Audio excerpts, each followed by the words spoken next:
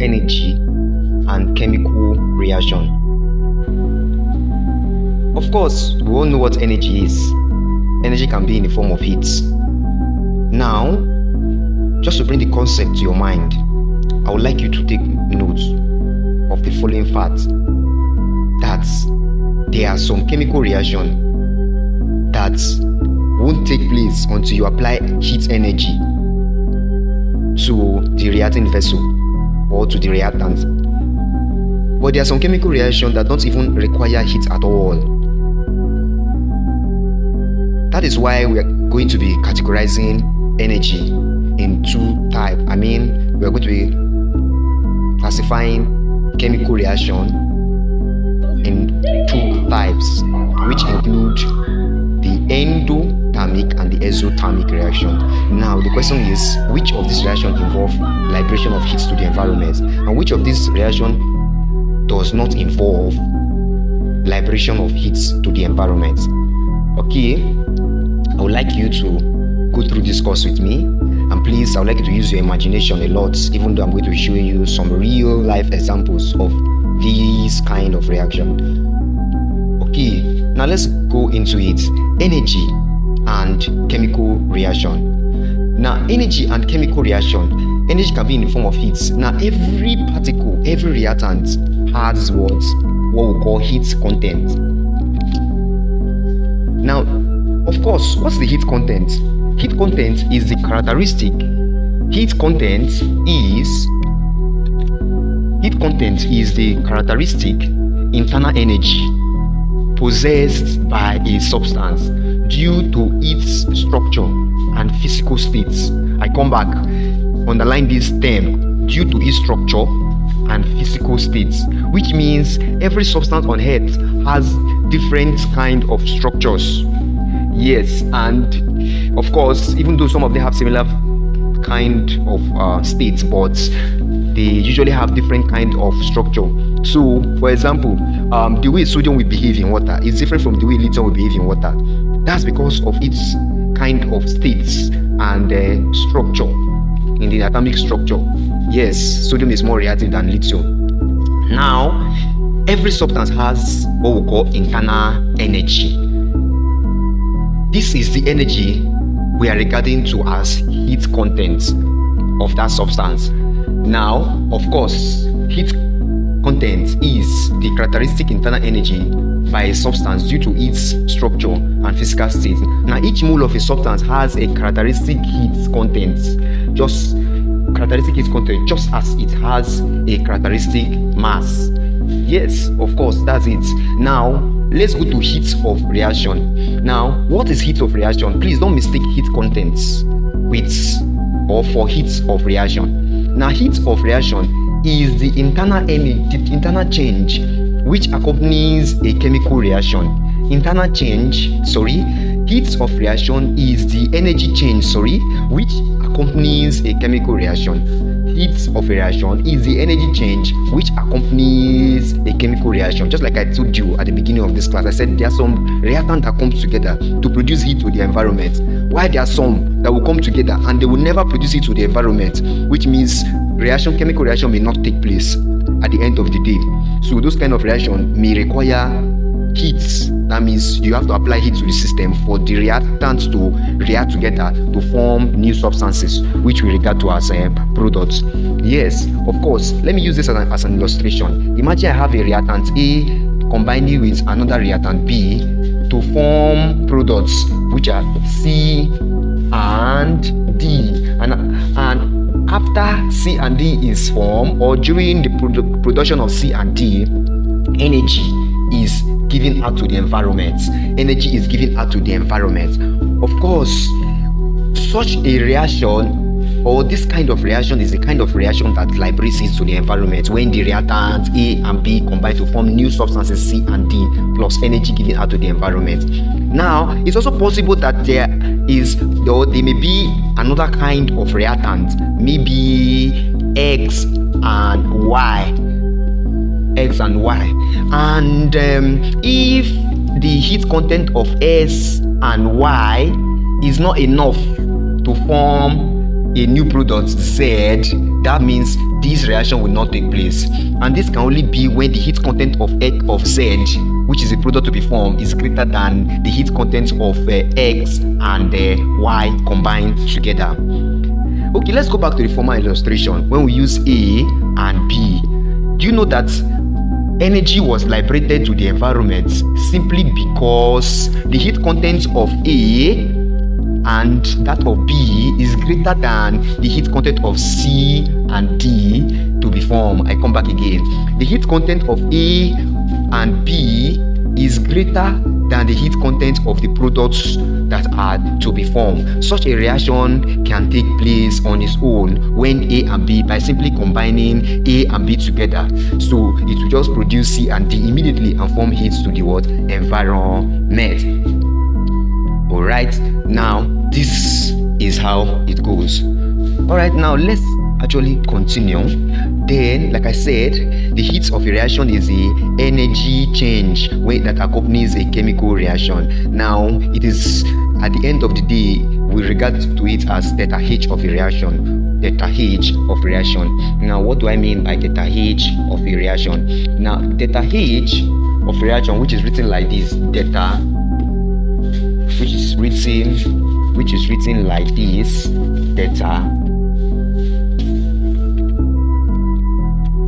which is written like this, theta H of a reaction is equal to heat content of product minus heat content of reactant. Now this triangle here means theta, the Greek word for theta. It means change. It also means what? Change. I mean, change in the heat of a chemical reaction is equal to the heat content of product minus the heat content of reactant. Sorry for that. Like I said, theta H of a chemical reaction is equal to heat content of product minus the heat content of reactant. Okay, we are going gradually. Okay, now heat content of reaction, I've explained that. Then standard heat of reaction. This is the amount of heat evolved or absorbed when a chemical reaction occurs between molar quantity of a sample. Of course, we've already known. Of course, I would like you to take note of the key points here. That's standard heat of a chemical reaction. So if you have, it is not just the usual heat of chemical reaction that has to do with energy given up when substances combine together to form products at the end of the day. But this is standard. Standard mean this is the amount of what? Of heat that is what? Produced or that is absorbed, that's consumed when a chemical reaction occurs between molar quantities. So this is what's making it standard. This molar here, the molar is what's making it standard. So when the molar quantity of a substance now absorb or liberates energy during chemical reaction, we say that energy that is liberated is called the standard heat of a reaction. I believe you've gotten that. So we progress further. Then units of energy. Now, what are the units of energy? The basic unit for measuring heat change has been the kilocalories. That's the old units of measurement. Kilocalories, but today we use joules to measure energy. Of course, that's a metric unit anyway. Now, joules has a relationship with kilocalories, but before I talk about that, I'll make you to understand that I would like you to understand that 1,000 calories is equal to 1,000 calories is equal to 1 kilocalories. So, for example, this means 2 kilocalorie is equal to 2,000 calorie, which means 3 kilocalorie is equals to 3,000 calories, and also half calorie, which is 0.5 kilocalorie is equal to 500 calorie. So how is this done? Of course, you know how to navigate through conversion. If someone asks me, hey, Mr. Adams, convert what is 500 calories in kilocalorie, all I need to do is recall what?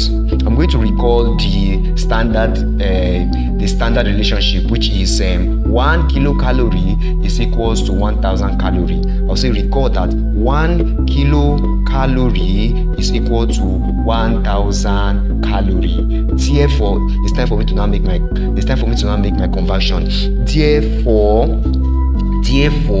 500 calorie will now be what in kilocalorie. So all I need to do is just cross multiply. So therefore my S will now be equal to 1 kilocalorie times 500 calorie divided by 1000 calorie. At the end of the day, calorie cancels calorie. My final answer is going to be in kilocalorie. So 1 times 500, that is 500 kilocalorie over 1000. Of course, 500 here is 2, 500 here is 1. So the answer is equal to 0.5 kilocalorie at the end of the day. Alright, I'm just showing you a simple way of running conversion. Remember how I arranged this?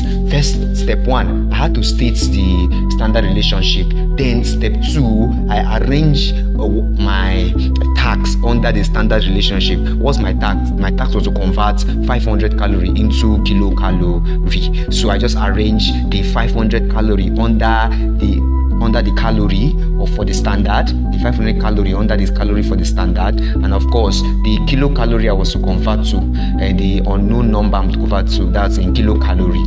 So under the calorie, which is the 1 calorie here at the end of the day. Okay, that's how to run simple conversion. Okay, now I would like us to quickly progress. Now, since heat is a form of energy, the unit of measurement is now, of course, I told you now, is now joules. It's now joules.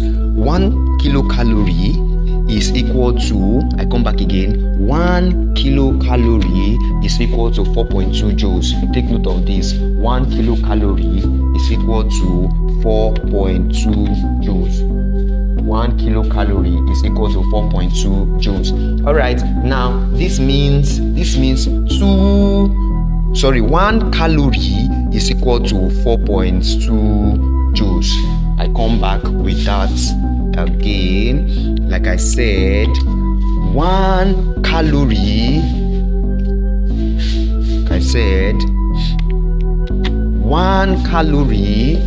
is equal to 1000. 1 kilocalorie is equals to 1000 calorie. Then of course 1 calorie is equal to 4.2 joules. So this means 2 calories will be equal to 8.4 joules. Then so forth and so on. Then if you are told now, hey, convert what is what is half calorie, which is 0.5 calorie in joules, all I need to do is to state the standard, which is this. I'll just say recall that 1 calorie is equal to 4.2 joules. Therefore 0.5 calorie is watts in joules. So all you need to do is cross multiply. So it will become X equals to 0.5 calorie times 4.2 joules divided by 1 calorie, which will give us calorie cancels calorie. Our final answer is in joule. So which is 0.5 times 4.2 joules, that is equal to 2 2.1. That's equal to 2.1. Sorry, let me write it here. That's equal to 2.1 joules. Okay, now that's how to run your simple conversion for those of you that are not used to running simple conversions. All right, now quickly let us proceed. All right, then note a joule of energy required to raise the body. A joule of energy is required to raise the temperature of 1 gram of water by 0.239 Kelvin or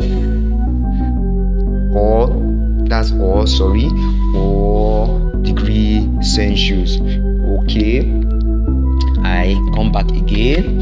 It says a joule of energy is required. Remember, a joule of energy is actually what is required to raise the temperature of what? Of 1 gram of water by what? By 0.239 Kelvin or 0 degree Celsius. Okay, now of course you can run that conversion in degree Celsius. So that's 0.29 calorie or 27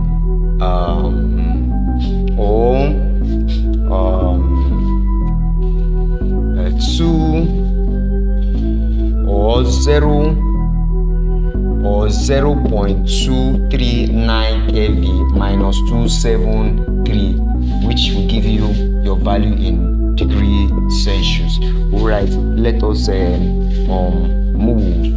All right, because you already know that conversion from Kelvin to degree Celsius is nothing but subtracting 273 from Kelvin. That gives you degree Celsius. But to get your degree, your Kelvin back, all you need to do is to add 273 to the degree Celsius. Then you get the value in degree Celsius. All right, now let's illustrate heat's content and heat of chemical reaction. Now consider the chemical the following. Now this is hydrogen. Of course, this is nothing but this is nothing but 2 moles of hydrogen. That's 2 moles of hydrogen combining with just 1 mole of oxygen to form 2 moles of water. Yes, like I said, 2 moles of hydrogen combined with 1 mole of oxygen to form or to give 2 moles of water at the end of the day. Now, at the end of the day, what's the amount of energy liberated? The amount of energy liberated is 571.16 kilojoule. So this is actually what happens in real life when 2 moles of hydrogen is made to combine with 1 mole of oxygen. Alright, that gives that amount of energy at the end of the day. Then from the equation above, 2 moles of hydrogen combines with 1 mole of oxygen to produce 2 mole of steam. Now during the process, that amount of energy, which is 571.16 kilojoule of heat, is evolved to the environment, liberated to inform the environment as heat. Now therefore, the heat of reaction for the formation of 1 mole of steam is 285.58 kilojoules. All right, I'm sure you understand that. Like, for example, what this is saying is that if when we combine 2 moles of hydrogen with 1 mole of oxygen to produce 2 mole of water, this amount of heat is liberated, which is 571.16 kilojoule of energy is liberated. But what if we decide to divide it in half? For example, take half of the mole required for hydrogen, which is 1, take half of 2, which is 1, and then half of 1 oxygen, which is half oxygen. Then combined, that will, of course, we've already predicted that will give us 1 mole of water. That means 1 mole of hydrogen combined with half mole of oxygen to give us 1 mole of water, which means the energy liberated will be half of the energy liberated when 2 mole of hydrogen is made to combine with 1 mole of oxygen. So it's going to be half of it, which is 285.58 kilojoules of heat is produced at the end of the day. All right. Now, delta H notation. Of course, delta H notation is the notation we use to denote the energy change of a system. Yes, of course, energy change of a system.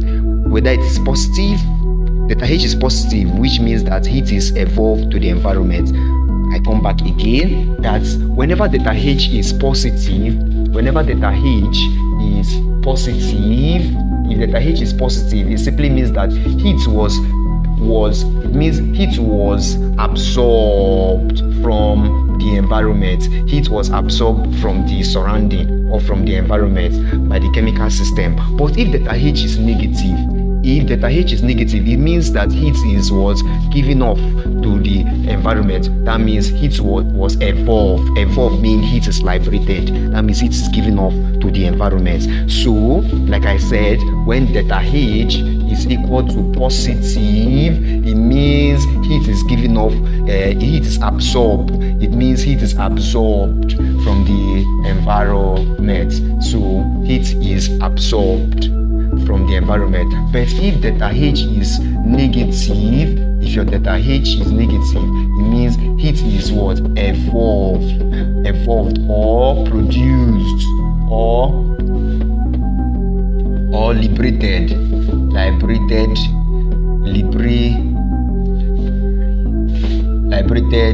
to the environment. So that is what it is.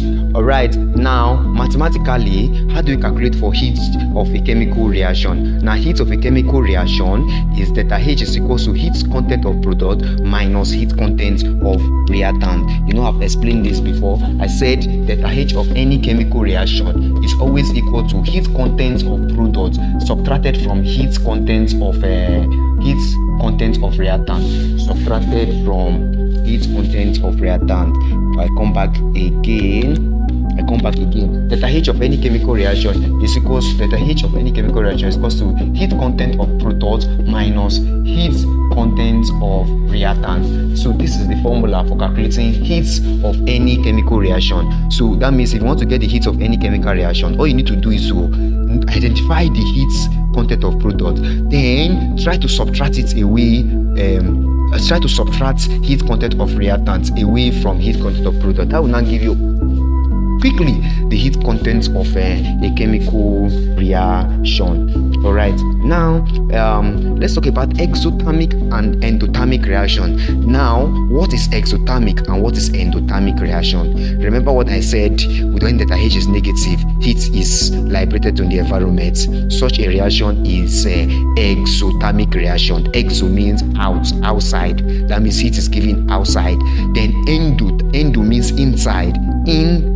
Inside, it means heat is absorbed to the system. That's when delta H is positive.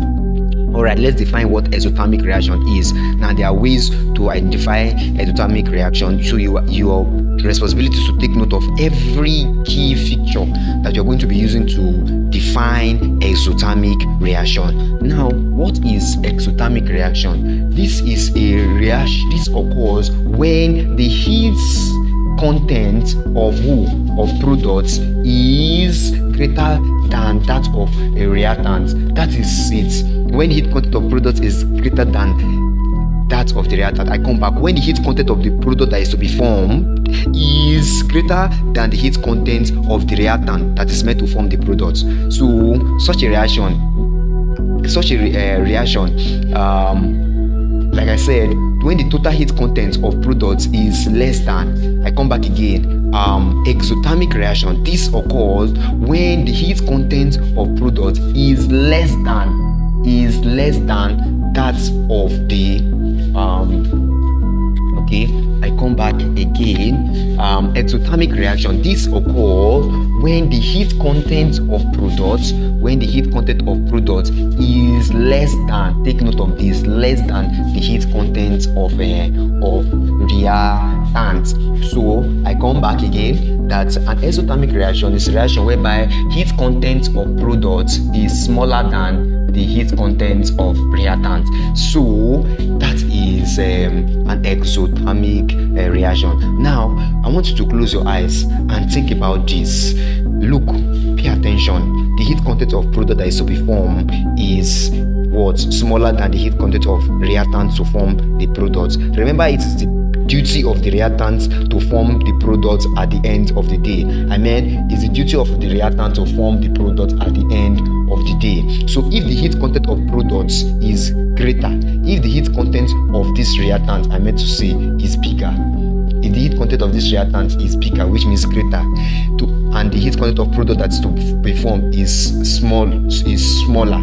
So that means that this reactant can easily form this product at the end of the day and then liberate what? Heats to the environment, and then start liberating heats to the what? Environment. Remember, it's the duty of the reactant to form the product, and the reactant in this case has higher energy.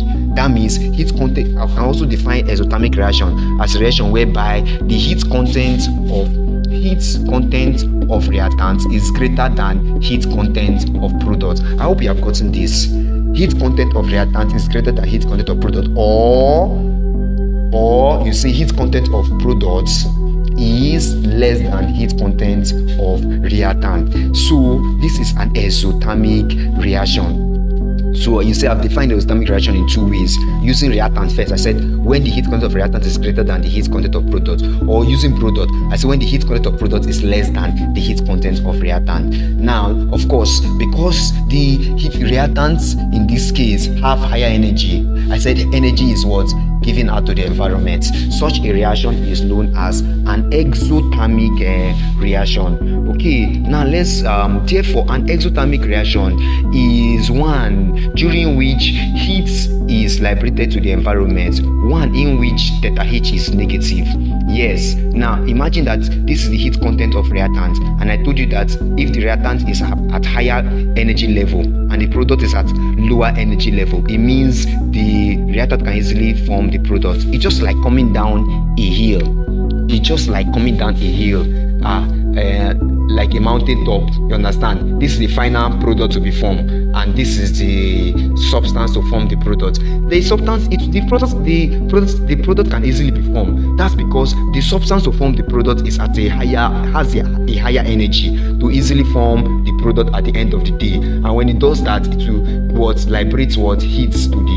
liberate heat to the environment. So such a reaction is known as exothermic reaction, when heat content of reactants is greater than heat content of products, or when heat content of product is less, heat content of products is less than heat content of what? Reactant. Such a reaction is exothermic reaction. I believe you've gotten that perfectly. So we move to the next. Now, of course, like I said, theta H is negative. Now, reaction is exothermic, it means heat loss to the environment. Now, consider the following exothermic reaction. One example of an exothermic reaction is the combination of hydrogen gas with oxygen gas to form water.